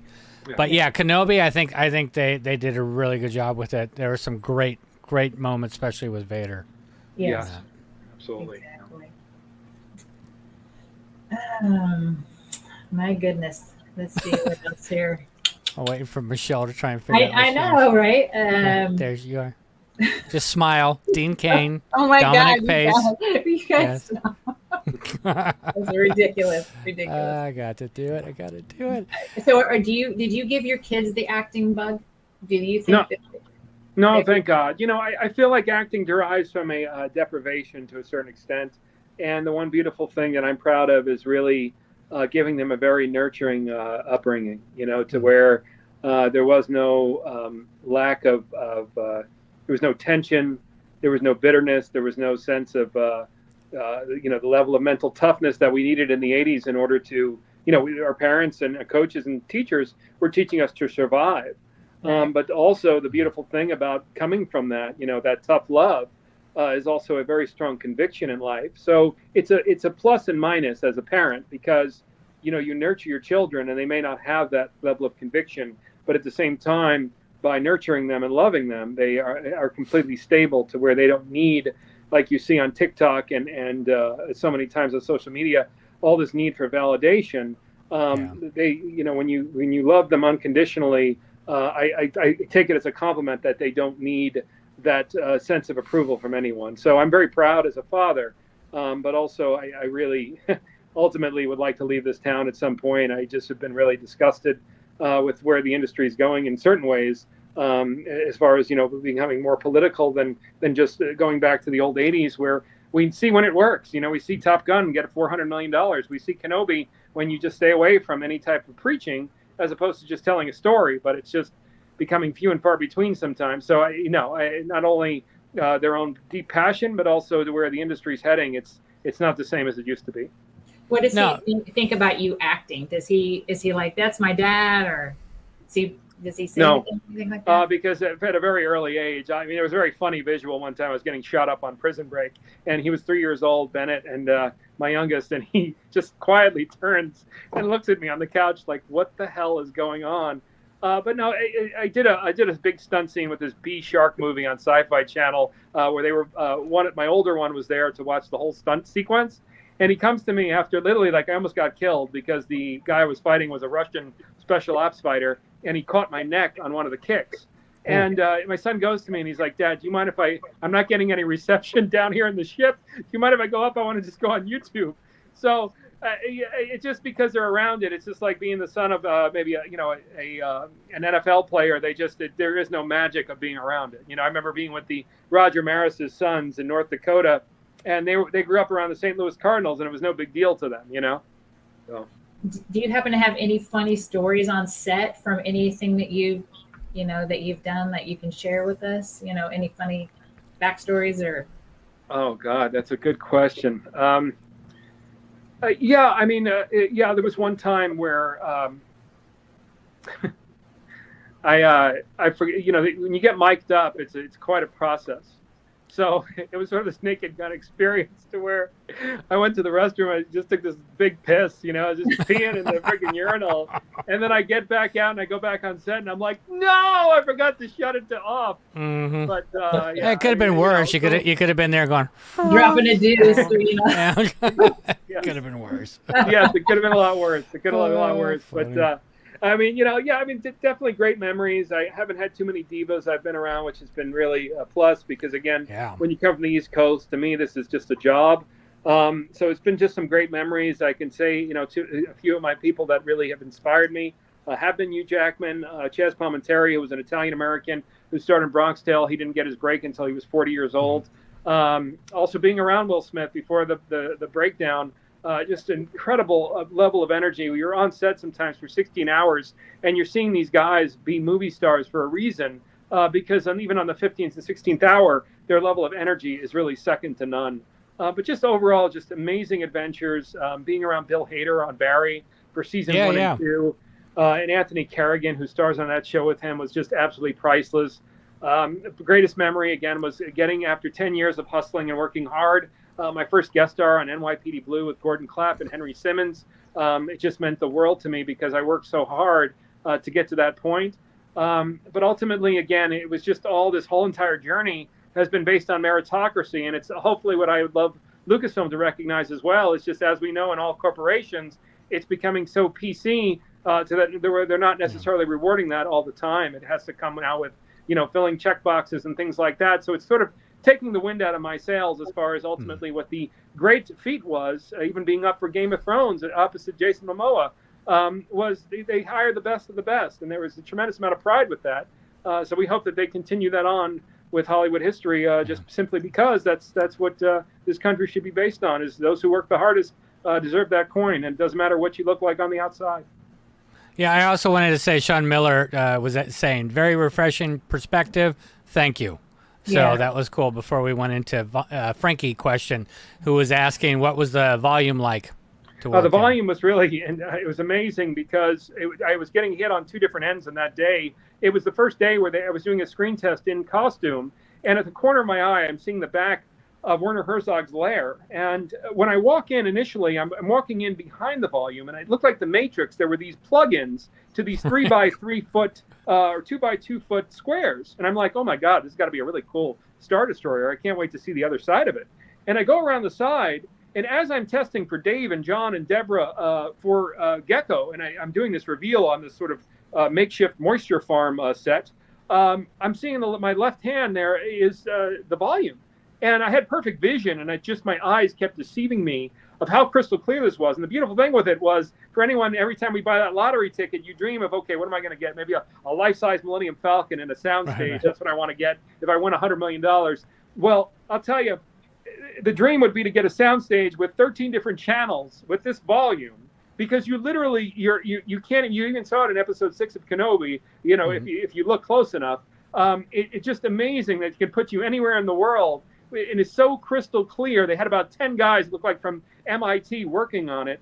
Wow. It was just so incredibly crystal clear that the whole dream now, if you ever win the lottery, is to get maybe 10 or 15 channels of, say, a Cubs game, or being, in the snow, or being out in a rainforest, what have you, with that beautiful technology. It just is absolutely gorgeous in terms of what they can do. What I would like to see, and I'm hopeful for Avatar Episode 2, is the movement of a dogfight in space to where the ship itself is physical right in the middle of the volume, but the movement of the volume is moving around them to show that fight. I think that is going to be hopefully the next level of sci-fi action. And I know that Cameron, I think with water sports, is going to take it to the next level, which we'll see in December. But I think that hopefully that will be the next level for the volume, as far as with seeing an X-Wing battle in space, but where they have it now orchestrated to where they can do a lot of incredible movements on that crystal clear screen, to where the camera can go around the X-Wing. I think we're going to see some beautiful stuff, hopefully within the next 5 or 10 years there. So it really felt real. When you were in it, you were like, I am here. Yes, but we did not. During the standoff in Navarro, though, we were in the adjacent stage where it was a big, tall green screen where they superimposed the ship behind me. But the pillars in the street were real, and the little huts and villages. But the green screen was behind me. I didn't do the volume, but yes, if you go and Google Werner Herzog's lair, or Werner Herzog, the Mandalorian, it will have him sitting down at a desk. Behind him is a window. And even within the screenshot, you cannot tell the difference that is a two-dimensional. It looks like they're out in the middle of the desert filming, where you have this little slit of a window in a desert. It's just absolutely amazing that it was all on the screen. Even for those little things, they were creating that as the backdrop. But it's so ridiculously crystal clear, you cannot even tell a difference. Wow. Was there an actor when you were growing up that you just absolutely looked up to, and it kind of is like, God, this guy is so good, you kind of modeled yourself after him, or you just kind of... I mean, well, it's... For me, I mean, you have to find yourself. You can't model yourself after somebody else, otherwise it'll be superficial. But I've always been impressed with Ford's command of the stage and screen. Really just so powerful in terms of taking control. And you have to be unapologetic in film. You can't be the nice guy. I've lost out sometimes on a couple of auditions where they want to get into this whole conversation with me about how everything's going and how my family is, or, the kids, or what have you, because I'm such a nice guy. But you have to immerse yourself in complete confidence. And Ford emit that from being Jack Ryan to Indiana Jones to Han Solo. I mean, he's a master of it. And we miss him very much. It's very few and far between to see these commanding men come to screen, because God forbid anyone gets freaking offended. Well, and he's so intense as an actor. Yeah. When he gets into things, he's so intense. And we saw that even back when on New Hope. I mean, he would show that intensity. It was amazing. He was a lead. I mean, he wasn't the only one. Of course, we have Daniel Day-Lewis as well, who just recently retired. But it's funny about Daniel Day-Lewis is his last film was something called The Phantom Thread. And it was just such a tribute to his talent, because it was the most boring script you could ever imagine. But because he is so incredibly talented, you can watch him watch paint dry. If you get a chance, watch The Phantom Thread, because you'll see what I mean. You can literally, I mean, he's flirting with a waitress at this restaurant, and there's just so many layers to this man's performance that I haven't seen since, I mean, James Dean. It's a different kind of performance where it's so ridiculously organic. It's a whole level of genius there. But he's my favorite actor, and Gangs of New York is my favorite movie. So much so that I actually have Daniel Day-Lewis. There you go. There you go. That's how much I love Daniel Show it Day-Lewis. again. Yeah, I mean, Yeah. for me, it was Last of the Mohicans and My Left Foot are the two that stand out for me with him. Yeah, But he retired amazing. because he puts, De Niro ended up going into slapstick comedy after he took, he didn't want to do the intense roles anymore. They're, paying him $20 million, might as well just, do shtick, which again, you love De Niro. But again, you know what I mean, as far as De Niro's prime, he put that investment of time in those performances, Cape Fear, Goodfellas, Taxi Driver, etc., to where it takes a tremendous amount of emotion out of you. I was part of Tim Robbins' theater group, to where it's not, you can't half-ass it. You really immerse yourself in it. And I was talking to my son about it yesterday, because the one thing I don't think they focus on is people emotionally being affected by that. Heath Ledger's and Robin Williams, to where they're using certain parts of their brain that unfortunately sometimes the brain cannot tell the difference. Yeah, I mean, we just miss performers like that. They just really are absolutely a dime a dozen there. They say, I mean, not a dime, one in a million. I'm sorry. Yeah.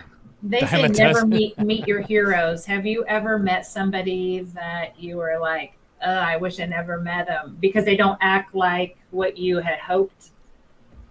Well, okay, yeah. Say you mean the actors, and then they're not the same person, Right? Yeah, Tim Robbins was extremely intense. This was not a, Stella Adler was a legendary acting teacher who really had little to no apology for her students, and that was back during a time that was not politically correct. But Tim was the same way, to where it was not a laughing matter. There was no sort of coddling. I mean, where he's done obviously these goofy, charming sort of roles, along with his intense, performance as well. He's a brilliant performer, but he was no joke. He was a handful in many ways, and but I owe him a lot because just like our football coaches or our teachers or parents, to where they hold you accountable, there is no sugarcoating like they're doing now. I mean, with a lot of our children, and so very grateful for him. I mean, the automatic thing would be like, God, you're a what, but he really wasn't. He was that intense because he genuinely cared about you. But that definitely threw me for a curveball for sure. Wow. I met one of my idols, and I just told him straight out, "Hey, man, thanks for not being a dick," because it was the truth. Because you worry about that, people that you put on a pedestal or put in a certain thing, and go to meet them and find out that they're just a jerk, or not to put in consideration, hey, they may be having a bad day, or they may be whatever. Well, the other thing too, because it's funny, because even at my little C-list level, and I don't mean to knock myself, but I've been getting, it's so funny. Michelle texted me last night, and she's like, "Did you shut off your social media?" I mean, a lot of times, sometimes what happens is you are, Will Ferrell is a perfect example. Our sons played on the same baseball team last year, to where, I mean, he's a great guy, but it's like you're getting messaged nonstop. And it's just like, it's not that you're being a, what, it's just, you just don't want to be bothered, and you just kind of want to go away, but it's not like you are trying to be rude in any way, shape or form, Right. Yeah, and but there's ways to do it. There's ways to do that, and other people can be very rude about it. But yeah, it's just on set though, it's a big, huge no because people are really, the actors are embedded. People are asking about, what it was like working with Carl Weathers. When they're getting paid so much and it's $100 million project. That's the other thing too, is they're immersed in their work. So the best thing you can do is just be there for them, and not sit there and making small talk. Even though we had that chance a few times. To really just try to respect that as well. I remember hearing a story where somebody was throwing off Forrest Gump because he's asking Tom Hanks for an autograph. And we all saw the layers that Hanks added to that performance. It was not that he just woke up and was able to do that performance. It was just a tremendous amount of work he had to put into that. Yeah. Absolutely. Right. He's a great guy, Giancarlo. He was just in Orlando at MegaCon, and I believe Evan met him with Elijah and stuff, but we went to his Q&A, and same thing, Benjamin saying, great, just the charisma of people can really change your opinion and outlook on them, you know what I mean? Like Yeah, I went John- to my very first con back in February. I know that sounds crazy, but I just started getting into doing That's where you more. met Dean Kane. I did, and I met And he Lee had a Brigno. tiki. He was holding a tiki. Tiki. Okay, now we get to drink. Go ahead, sorry. Guys, I'm like a little blasted right now. I'm not gonna lie. Good. So Nice. Good I work. hope they let me on the Yes. plane tomorrow morning. when I met him, I was probably at least maybe 200 people back, was waiting for an autograph. And I was watching him, and the amount of energy that he brought from his first fan to his last fan was the same. I mean, it was like he just was that genuine. Do you find that it's hard to maintain that same type of energy with every fan that comes up to you, or how do you I mean, I'm really grateful coming from where I'm coming from, because again, this is sort of a special niche, because I was not one of the members of the show, to be honest. I mean, I was a member of the show, but not, very far from any of the stars. But, I had a situation the other day where somebody, on Facebook Messenger, he asked me to say, I during the pandemic, I offered anyone who was going through a hard time, if they wanted a video for their kid. I didn't charge, just out of respect, and I wanted to, be part of the fan base and to cheer people up during that crazy time. But I had a guy, I mean, literally, I don't know if you've ever had this, to where they literally hit video call, and he's and he's just sort of being a little crossing the line, So I've had that to where, I've had some people where they video call, and it just be like an automatic just block, because like you just start getting paranoid, or just annoyed. The Star Wars Celebration, when I was dressed up, and it was a very stressful weekend for me, because again, I'm in sort of the situation where I'm neither here nor there with the character, and I was getting a lot of texts where, hey, let's meet up, hey, let's meet up, like, hey, let's meet up, and it was just a lot of stress right now, because obviously, still halfway through the Tiki sales, and also at the same time not knowing where I stand with Lucasfilm and the Marvel comic, etc. So sometimes, again, you just get a little overwhelmed. But, again, it's the greatest compliment ever that somebody, admires you and admires your work or looks up to you. So, I mean, 99% of the time, I've never really have an issue, Yeah. I think because some people come up to me and it's like, I know you. And I was like, I'm just the same person as, I'm just a person. Everybody is just a human being, and, quit putting people up there, Yeah, people forget that. People forget that, but yeah. Yeah, no, for me, that's without saying. I don't have any air of that at all, other than what you said. I mean, as far as just being a person, it's just fair. It's just in regards to, I think, social media for all of us, to where I feel like you're on stage all the time, and sometimes you just want to have that privacy. You don't have to necessarily be in the spotlight. I mean, just today alone, there's so much, I hate to use that word toxic because it sounds so weak, but, it's just so much toxic energy between, Twitter, or between politics and Star Wars, etc. It's like you just want to escape and cook something. Right? Do you ever just shut down social media for a while and just de-stress? I do. It's just I just like this morning, you unfortunately, when you have so many appearances coming up, and I'm at the mercy of it, because I mean, I can't just, I'm not Tom Cruise, where you can just shut it all off, but nobody, it doesn't matter. You have to promote your appearances, otherwise you're going to have crickets, Exactly. You got to keep promoting, and it's it's kind of the path that you chose or went down is to do this as a living, the best that you can, and as the byproduct, you're going to become famous, or people are going to start to know you. Yeah. That's part of it. This is the offside that you have to deal with.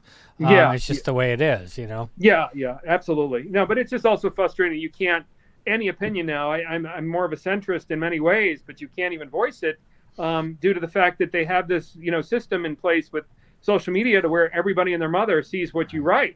So it's just frustrating in that regard, because I feel like you can't even have an opinion or be critical of anything anymore. Well, it's been like that even for the common folk. No, the normal people, right? You're going out for a new job. What's one of the first things that they start looking at is your social media. They want to know who they're hiring. They want to know that, where that never existed before. I mean, it shouldn't be that. If I got obviously, if I'm an asshole, you shouldn't hire assholes, right? I mean, Right. that's probably the big thing that we're prejudiced against, that we can Yeah. all agree with. But Yeah. the thing is that just because you said this to somebody at this moment in time or whatever, it shouldn't be stuck with you for the rest of your life, or people are Right. judging you on it. They don't know you. Right. And I think James Gunn had some kind of issue where somebody went through his Twitter, and it was like 10 years ago, and pulled up some crap Yeah, on because it was fine back then, 10 years ago, but now there's a problem. This is exactly what Dominic is talking about. Right. Yeah. We could go look back at Star Wars and New Hope and all those. There was no agenda. There was no, it was good versus evil, and here you go, and it's pure, simple, and raw. Now films, they have to insert all these little freaking narratives and all the other crap that they're trying to peddle and push to get you on their side. I'm sorry. That's just the truth. You know, Yeah. it feels a lot for me. Is like I have opinions on political things, and because I want to grow my art, I cannot say exactly what I feel like, because I feel like I will be cancel culture. Just Yeah. so I feel very, you know, It's even afraid to say you didn't like Reva's performance. I mean, and I know there was the big uproar, which is unfair to her, and it's it's bullshit to have racism and that stuff. But if someone's not a great actor, you can say they're not a great actor, or you don't prefer it without being But it turns the other way. It turns the other into way. a race thing. Yeah, and that's again. Yeah. I think everybody here is against racism, period. And if you're not, then you're in the wrong spot. Yeah. But just to say, hey, I'm not keen on her acting right now has nothing to do with anything but her acting. So let's just keep it there, Yeah. right, exactly. It's getting really frustrating. I'm so proud to be Italian American, but I would never wear it on my sleeve in terms of virtue signaling. I was in New Orleans. I had the privilege of giving a speech for one of the major costume groups last October. And if you Google New Orleans Italians 1890s, I mean, we were thrown through the mud in a million different ways, but never in a million years would I ever want to be hired because there's not enough Italian Americans, bounty hunters in the original trilogy, prequels, and sequel trilogies. But what's frustrating now is you have your peers virtue signaling that you're owed something. It's crazy, as opposed to just based on merit. But if you want to play that, it's just like, well, okay, well, how many Germans, how many Irish, how many Italians are, in Star Wars? And it's like, are you being held back because you're not virtue signaling enough? And it's like, I never wanted to be hired because of that, but we're all in the same boat because all the major corporations are doing it now. And it's just really frustrating, because it's tough as a parent to try to teach your kids that, look, you're not going to make the baseball team unless you work hard. And now it's turning into a point where they're becoming such apologists for a very horrible past that we've had in our country, but two wrongs don't make a right. And unfortunately, now we're at the point where the pendulum's on the other side of the wrong. But they think they're doing well with double standards, and it's just becoming ridiculous. I mean, my thought is it should be based on, like you said, merit, or how you look on paper, or whatever. I mean, yes, in acting and stuff that you're doing, it is based on, height or size or something, depending on a particular character. And if you're playing next to Michael J. Fox, you're going to dwarf him. There's no question. So maybe you're not the fit for that. But that has nothing to do with what we're talking about. It should be based on what your skill is, what you can do, and who looks the best on that on the paper. Yeah, that's and even as my being opinion. proud to be Italian American, I can't promise you that Johnny, Vinny, or Rocco need to be represented in your show or your corporation, because I don't know how good they are. So the same thing. It's just like, I mean, all this hype on representation, it's just getting ridiculous, because again, just like you said, it needs to come down to merit. And we need to acknowledge the fact that the majority of the country is not racist or sexist. We just want hard work, and that's it. We want to see good quality.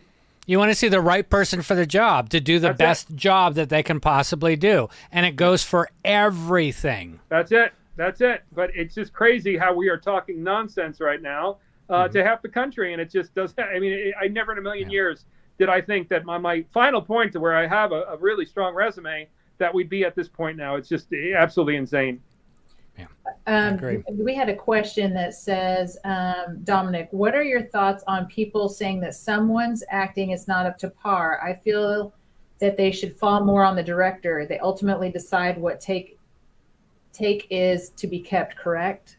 Yes and no. I mean, there is good and bad writing, but there's also stiff good and bad acting where directors. it really isn't the director motivating you. Now, granted, I mean, it's funny you say that, because thanks due to cancel culture, even Uma Thurman, to where Tarantino is getting her to where she needs to be, You can't even do that, the directors, because they're going to get the Me Too'd or whatever in regards to literally shocking the hell out of you. I had the privilege of training under Robert Townsend. I did a movie called Anonymous Killers. And he literally borderline roughed me up before I was doing a monologue because I was prepping the script with him. And it was completely politically incorrect what went on in that room. But they were prepping you for it. They can't do that anymore. It was a method style of acting that did, where the directors did get that performance out of you. But now, due to cancel culture, you can't blame it on the director because they're not going to be spitting in your face, that's for sure, or punching you, or dripping water and humiliating you in front of the entire cast to get you to a certain level of state of emotion. So, I mean, it really still is on the actor, and again, I mean, of course, you can have something if you look at, maybe the prequels to where, you take a brilliant actress like Natalie Portman to where some of the stuff seemed a little wooden. Yes, but it really is, I mean, kind of almost like sex or almost like a dance to where it really has to, do with both of them. But ultimately, again, we go back to accountability where you have to put that performance on yourself. I did a B movie there was a $50,000 budget for this shark movie where Michael Madsen sleptwalked through it. And I mean, the reviews were absolutely horrible, but I still put it on myself every day to give 110%. So yeah. I think ultimately, to answer your question, it has to go back to the actor as well for most cases. So good question here. How was it working with Grogu? Was he an asshole? Well, that's a good question in terms of the technicality and the respect for NDAs and the secrecy that they kept. Grogu was not shown to the second team, but I had this beautiful visual in my head. So Grogu was a complete top secret thing. So all I saw was John Wayne's grandson, Brendan Wayne, who played Mando, swaddling a baby. And what I thought, and I was so excited for, because this was on the heels of after Episode 8, which to me was a little substandard, was this was going to be a backstory for Rey, because the same era, Rey is a baby. And I thought that I was holding a blaster in the standoff at Boba Fett himself and baby Rey. And I was so excited because I was like, this is going to be iconic Star Wars, and we're going to clean up the sequel trilogy with this show. I was not shown. The second team was not shown it. And they actually forewent all of the merchandise for Christmas of 2019 in order to keep that secret of Grogu, because it takes about a year to produce those toys. And John and Dave were so passionate about keeping that secret because, in my opinion, I feel like the Star Wars sequel trilogy got so much negative press that if you found out that there was a baby Muppet, baby Yoda, with Disney doing Star Wars, the fan base would have crapped all over it before it even came out, saying they are going to ruin Star Wars with a baby Muppet Yoda, and freaking Disney, this is going to be absolute freaking garbage. So I thought they did a brilliant strategy there in terms of keeping it completely secret and not revealing it to anyone other than the lead cast and the crew that needed to know. Wow. Baby Yoda became a bigger, cultural hit than any of the sequel stuff. You know what I mean? Like people that don't watch Star Wars, they knew Baby Yoda, they take photos of Baby, whatever, I'll never forget, I got a text because you got those midnight people, we all have those friends that watch it at midnight. And I remember waking up just to use the restroom at like 2:00, and I get a text saying, "Did you see the end of episode 1? What the hell was that?" And I was like, I have no idea. I was still like just beyond belief that I was featured in Star Wars. And the next morning, that's when I saw it, and I'm like, oh my God, I had no idea. Yeah. Even being right there, they did not show. They held. It was like literally the baby was so swaddled, none of us saw it during the battle. Oh my gosh. So have you had to keep big secrets before? Just that was probably the largest secret that you've had to keep before? Yeah. I'm just not that guy anyhow. I would never, ruin it for anyone. I remember, was it Michael Madsen's son released the Hateful Eight script or something? I just have never been that type of person. The only thing where I had no apologies for was just promoting it and shouting it to the rooftops once that first episode came out, and then I was off to the races. Yeah, then it's all fair game, yeah. Yeah, and it was nothing to do with the storyline, and the other thing I think the NDAs are for is just like any drama, they don't want you to hear, tell gossip and all that stuff, which there was none. It was just a beautiful experience, of course. Yeah. So Absolutely. Do you think that the Gekko will be in the next Mandalorian series?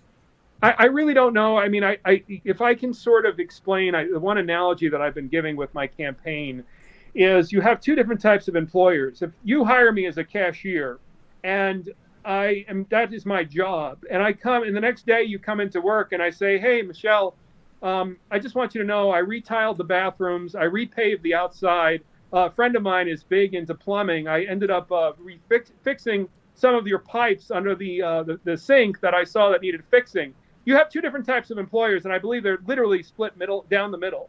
You have one employer who's going to be like, Michelle, I want to promote you to assistant manager because I cannot believe your level of enthusiasm and hustle. Initiative. And then you're going to have the other employer who's going to say, I never asked you to do any of this at all. So I don't know where we stand. So that's where we're at right now. It's one of these things to where it literally is like the Terminal with Tom Hanks, to where I don't know if it's approved. I don't know if they don't care for it. But the one thing for me is I'm going to keep dancing on stage and submit. And again, I'm just going by the tiki. I'm going by the tiki. That it was a beautiful sign from them. And then also to have them allow the costume groups to show up at my appearances. The only thing that's so confusing, it's like the mafia in a respectful way. I don't mean that saying that it's a negative thing, but to where you cannot talk to the higher soldiers or the higher bosses, but where there is no level of communication other than the head of PR.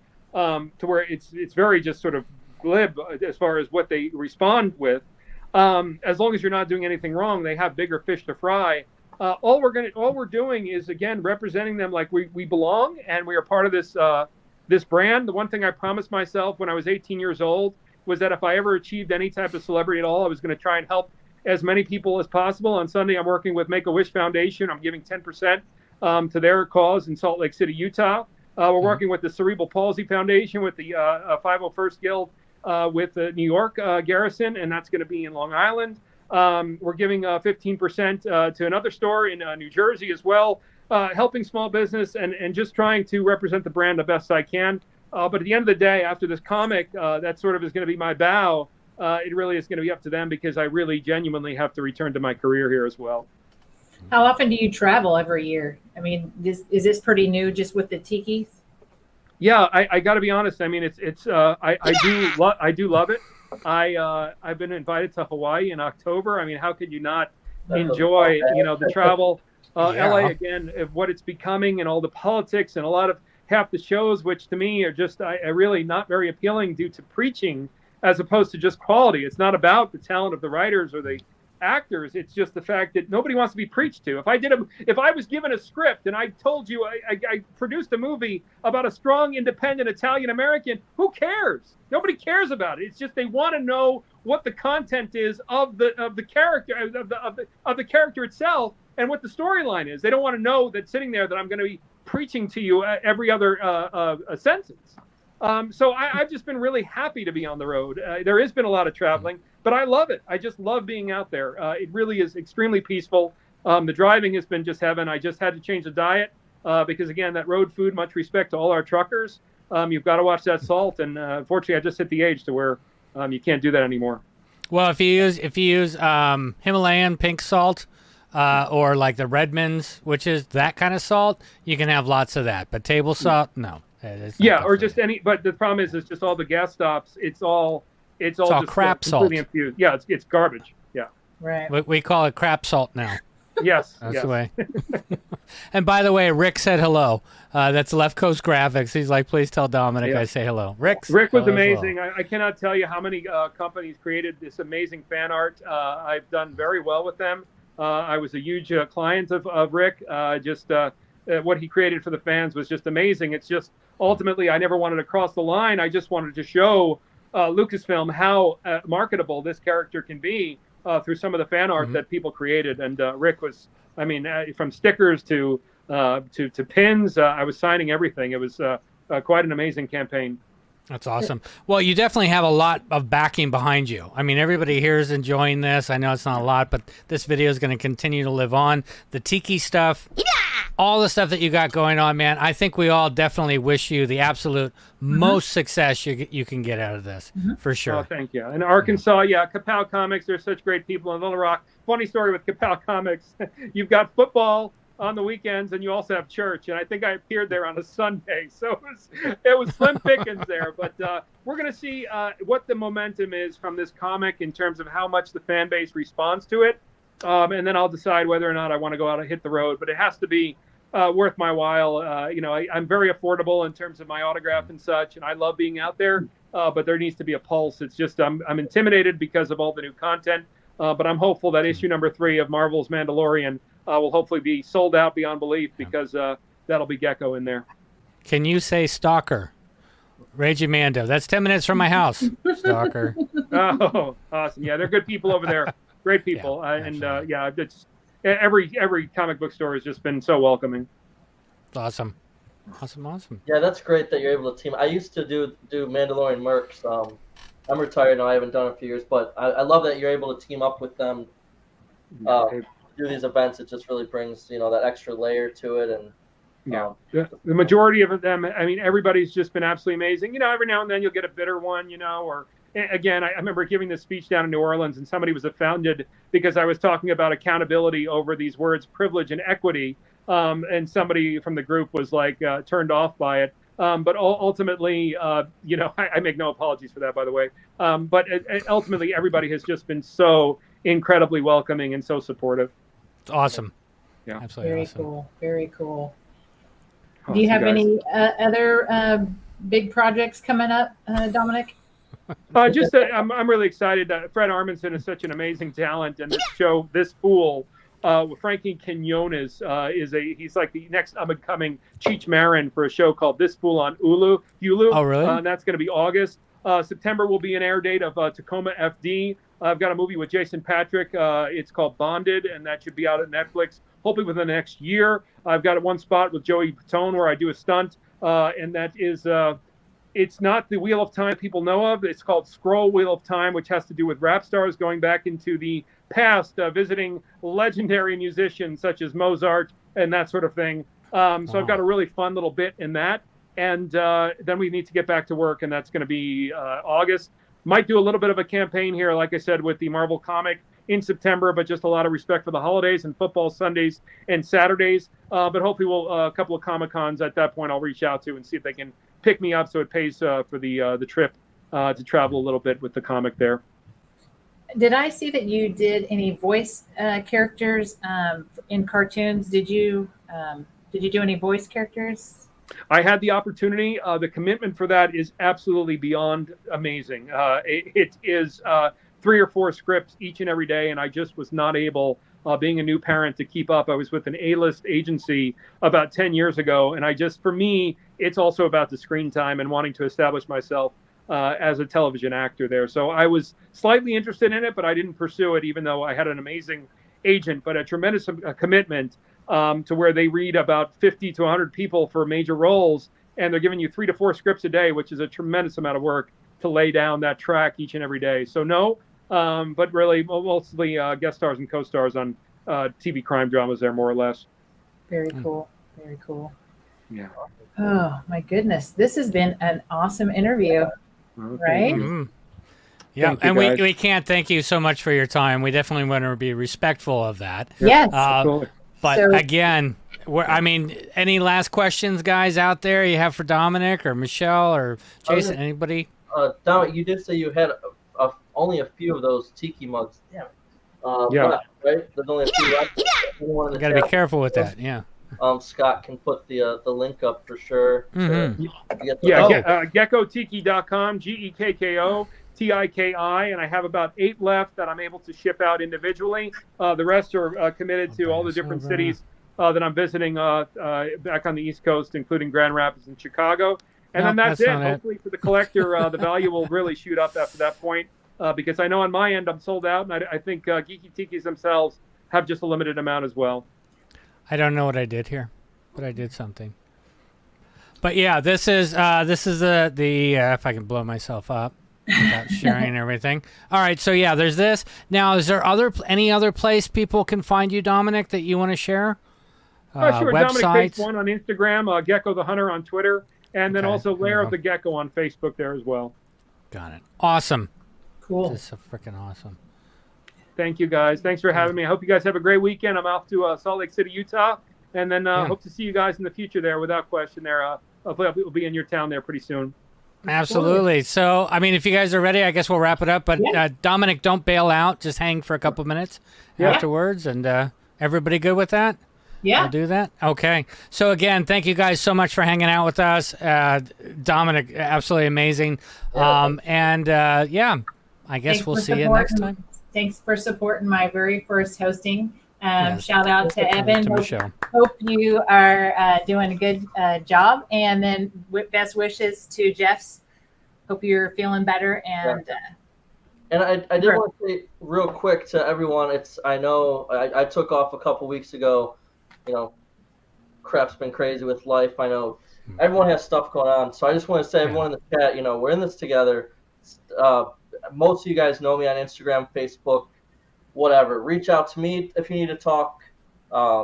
Just anything. I know a lot of you guys, my family on the show, talked with me when I'm going through some crap. So just everyone, take care of each other. That's why we're in this, Yeah, absolutely. if you guys like this show, hit like and subscribe. And All right, guys. See you guys later. Thanks so much. You guys. Peace. I got to find this one. This is the one.